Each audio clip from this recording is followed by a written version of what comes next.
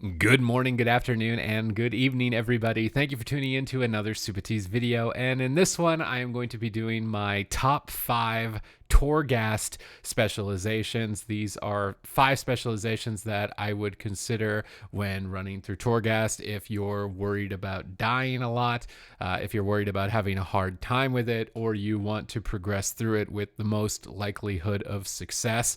That's kind of the way that I've constructed this list. Now, of course, if you're a master of your specialization, Torghast is going to be completable. They have tested it and they're tuning it to make sure that it is completable for all specializations. But if you want specializations that I think are going to be ripping through this thing, or potentially if you want to push some speed running of Torghast, I think that these specializations are likely to be a cut ahead of the other ones. And I know that a lot of people were worried about, oh, what spec is the best at Torghast, or a lot of people just wanted to play what was the best for it because it's the content that they're most looking forward to as a solo player. You can do them in a group, but a lot of people are looking to challenge themselves with this being solo content.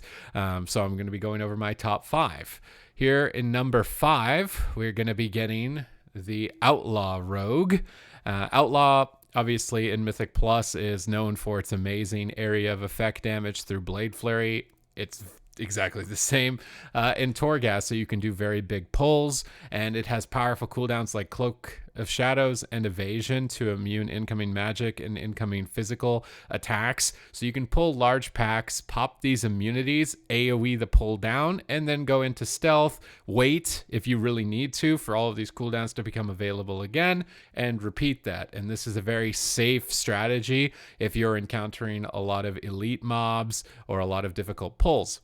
It also has the advantage to be able to skip pulls pretty easily with the grappling hook. You can stealth to the side of a pull and then grappling hook around the corner. This is also great utility as there are often balconies which you would otherwise not be able to get to, but as Outlaw you can use the grappling hook to jump over and gain access to extra parts of a wing, which might give you anima powers. And if you don't know what anima powers are, they're just super powerful abilities only within Torghast that will enhance your spells and abilities and make you do a ton of damage, basically turn you into a god. So being able to get onto these balconies is going to be important in collecting a lot more of these anima powers to make your run faster, to make your run a lot more successful, and Outlaw has that available in its toolkit. It also has crowd control like Blind, which lasts for a very long time, and you can utilize Blind whenever you're in trouble to just reset a fight and kind of reorganize yourself. So having access to that reset ability is very important. And if you're looking to run Torghast on your own spec and maybe not one of the specs that I recommend, these are things you should take into account on your own spec as well. The ability to reset, the ability to go immune to things. These are very important if you want to be having an easy road through Torghast. So that's number 5 coming in is the Outlaw Rogue. Number 4, we're going to be getting a good friend, good old buddy, the Havoc Demon Hunter. Despite receiving many nerfs, I almost think it's impossible to prevent Havoc Demon Hunter from doing what it has done to things like Visions in Battle for Azeroth and solo instanced content. Just like Torghast is very similar, having leech healing by going into Metamorphosis through talents like Demonic, by activating I-Beam, or just Metamorphosis in itself. This is another class that can activate things like Blur, much like the Outlaw Rogue, to dodge incoming attacks, cleave down pulls, and leech heal itself back to full. And if you really need to, you can wait for these cooldowns to become available again before you do another pull, so it makes it very safe in that regard. And talking about reset potential, where I was speaking about Blind, you have Imprison as the Demon Hunter. So if there's a singular elite mob that's giving you a tough time, you need a second to reset, wait for your cooldowns, you can imprison the elite monster, wait for your cooldowns, and then re-engage, healing yourself back up to full with the leech healing. It has a ton of disruption with single target stuns, AoE stuns, and these are very important for interrupting cast bars. And the AoE stun and Vengeful Retreat snare are important when you pull maw rats, which are these little rats that run around, and if they get when they get low health, they try and run away, and if they run away, they aggro more things.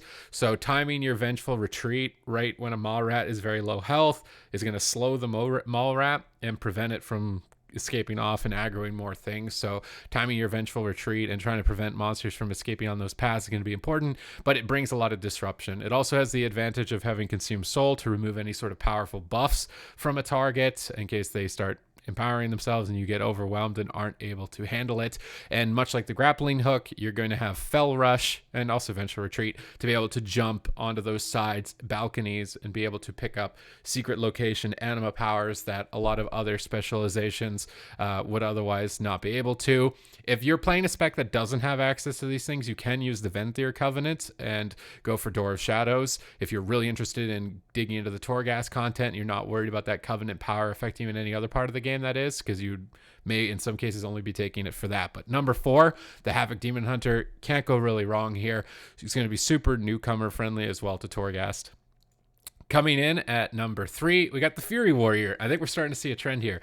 Melee DPS that have self-sustainability and a lot of AoE damage are going to be very important when we come into Torghast, and Fury Warrior is no different here with a ton of disruption like Pummel and Spell Reflect. And Spell Reflect actually has a lot of utilization in Torghast. You can pretty much Spell Reflect anything that's casted, so you definitely want to be trying it out on monsters that are incoming. If you've run out of any sort of disruption, then pop a Spell Reflect and just send it right back to the attacker. So it has a lot of extra utility returned to it, and that's the advantages of all of the unpruning that has occurred with Shadowlands, and they've definitely done a good job of incorporating that utility into the toolkit within Torghast itself.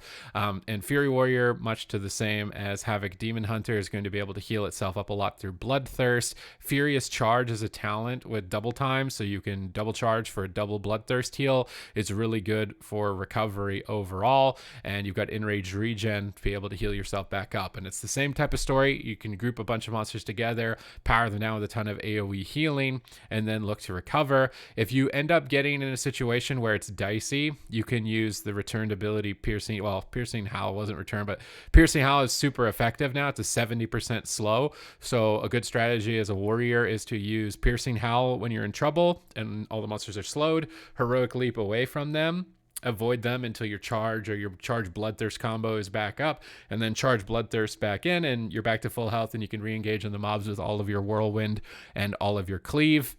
It was a bit difficult to kind of organize these 3 specializations because they were very similar to each other, Fury Warrior, Havoc, and Outlaw, in what they are able to do, but I kind of had to make a choice on how to list them up. And one of the other main reasons I thought that Fury Warrior was superior to the others is that your consistent healing on bosses is going to be up almost all the time with Bloodthirst, as well as when you kill monsters, you get Victory Rush, which will allow you to cast and heal yourself up again, or pick up off the ground. Sorry, not pick up. I'm mixing up classes.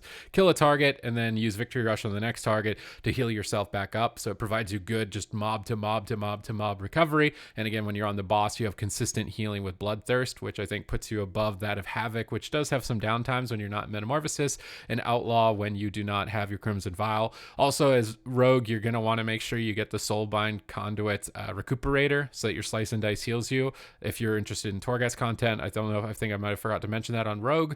Make sure that you've got the Recuperator Soulbind Conduit for healing. But for Fury Warrior, you don't need to worry about that stuff because it is baked into your kit. Your reset potential is a little bit more limited and can be very risky because Intimidating Shout, which is your fear, doesn't last as long as things like Imprison and Blind. So your ability to reset is a little bit limited, but you make up with that with just the consistent healing through Bloodthirst and the massive AoE damage that Fury Warrior is capable of. And you have Heroic Leap for things like skipping balconies, much like the Fell Rush and the grappling hook, so you'll be able to gain access to those extra anima powers. And that's our number 3. Coming in at number 2, can anybody guess what it is? We're going to be going and seeing the Unholy Death Knight.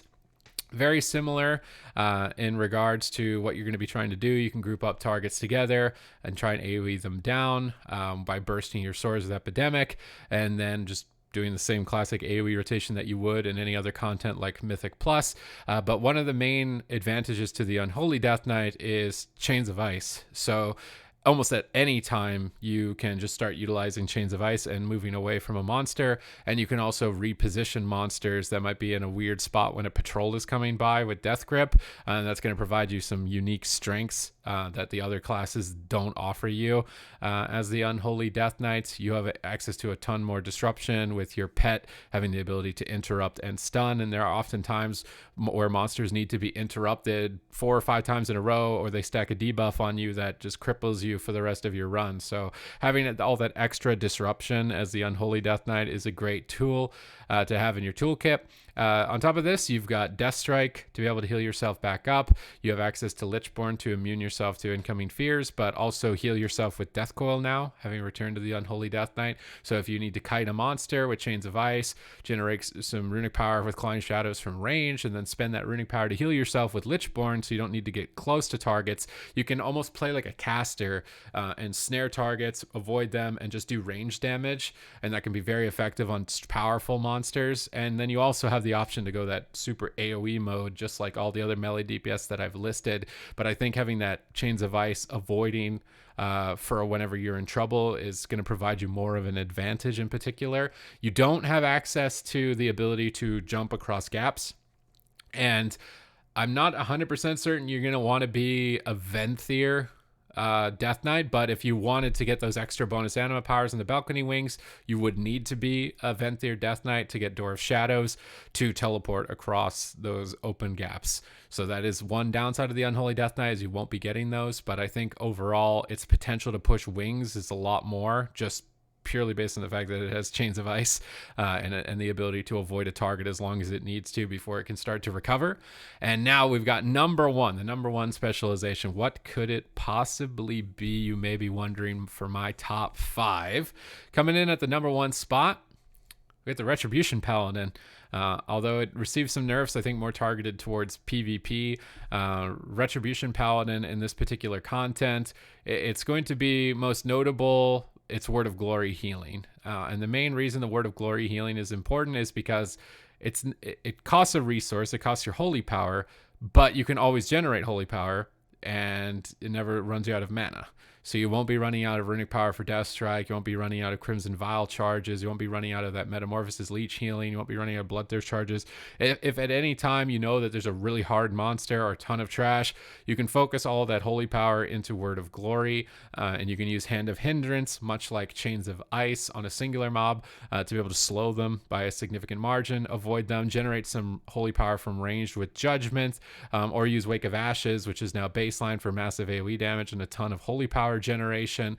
This is a specialization that just has infinite sustainability, and that's why I think that one of the important factors I mentioned at the beginning of the video, being able to sustain yourself through a fight by yourself, is going to be very important. There's a lot of specs like Arms Warrior, which I tried, which is in some things a nightmare to be able to sustain yourself, especially against big attackers.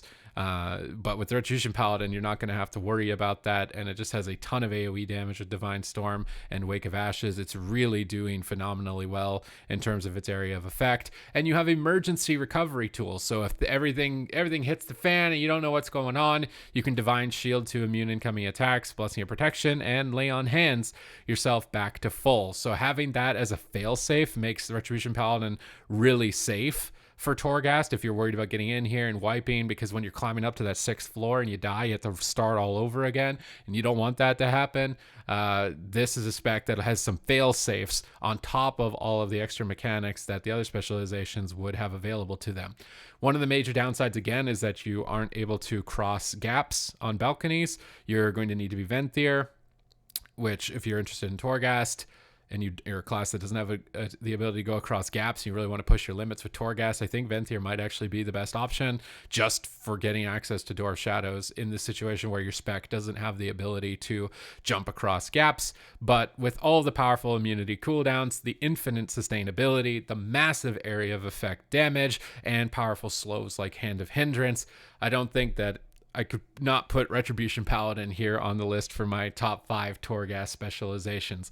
I hope you enjoyed the video. If you did, please leave it with a thumbs up. Comment down below with your thoughts. What are some of your specializations that you think are going to be doing phenomenally well in Torghast, whether it be performance, newcomer friendly, or any sort of interesting tactics, as this is going to be a feature we're going to be looking to explore throughout the expansion. This is my initial assessment jumping into it, and these are the specs I think that can do well, even if you're limited on gear, or you're worried about potentially failing the event itself, I think that these specs will get you through it. But other than that, thank you very much for watching. If you like the content, subscribe to the channel. I'm uploading every day or as frequently as I possibly can to get you relevant Torghast information, so you're all up to date. You can pick what kind of class you want to main, what type of content you want to do, and what's going to be the best performing there. And I'm updating live, and as we've seen, even with the game coming out in a week, still some changes are happening, and I'm posting those updates in real time as they show up so that you know what's happening and you're in the know. And by being subscribed, which is absolutely free, you'll definitely make sure that you're in the know with those notifications. Thank you again very much for watching, and I will see you in the next video.